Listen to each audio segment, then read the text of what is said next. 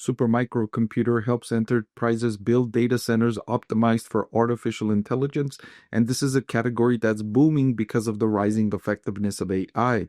So investors are asking me what's going on with Supermicro Computer stock, and I'm going to answer some of those questions here in this video by looking at the company's latest developments. So in the conference call the company held with Wall Street analysts following their most recent investor update, they said that their revenue growth rate for fiscal year 2025 represented 47% growth at $22 billion. However, the revenue growth rate slowed down considerably in the most recently completed quarter, even though for the full year they generated excellent revenue growth.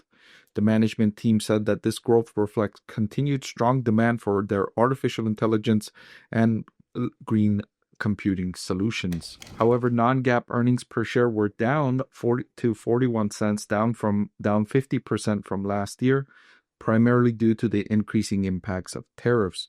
Remember, tariffs impact companies that are importing products, and the tariffs for companies like Supermicro Computer are likely to increase as many of the machinery and components that are coming into these data centers optimized for AI are being imported from countries outside the United States.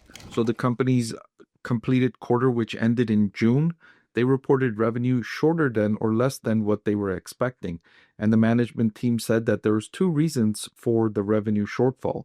First of all, they had a capital constraint that limited their ability to rapidly scale production, and specification changes from a major new customer that delayed revenue recognition because of some new business and new added features. So let me take these one at a time. Supermicro Computer has come under pressure for cash flow considerations. Remember, Supermicro Computer purchases all the components that go into these data centers optimized for AI and then builds them out and gets them ready to deliver to the customer. And then they have to wait for the customer to pay them the money.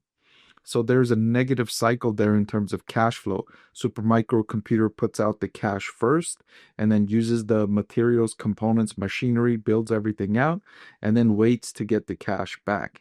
And since Supermicro Computer has less negotiating power against its suppliers versus what Supermicro Computer's customers have against Supermicro Computer, it can't demand favorable terms to improve its cash flow cycle. Click the link below to watch the full video.